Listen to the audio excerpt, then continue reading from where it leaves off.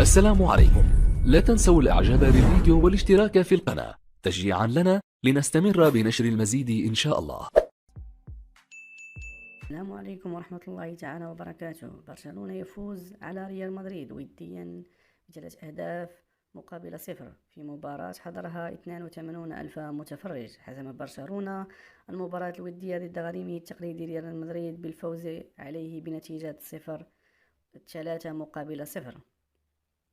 ودخل البارسا المواجهة بشكل جيد، حيث تمكن من افتتاح حصة التسجيل بعد مرور 15 فقط عن صافرة البداية بهدف حمل توقيع الفرنسي عثمان ديمبيلي، وأتيحت لريال فرصة إدراك التعادل، إلا أن نجمه فينيسيوس جونيور أهدر ركلة جزاء في الدقيقة 20 لينتهي الشوط الأول بتقدم برشلونة.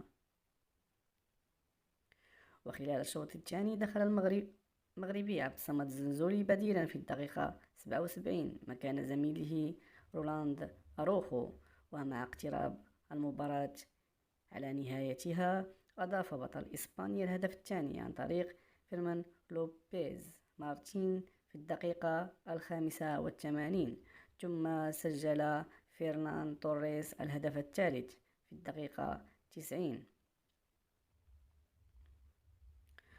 ويختتم برشلونة جولته في الولايات المتحدة الأمريكية يوم الأربعاء القادم 2 أغسطس بإجراء آخر مباراة ودية ضد AC ميلان الإيطالي، في حين سينهي ريال مدريد جولته يوم الخميس 3 أغسطس بملاقاة يوفنتوس الإيطالي.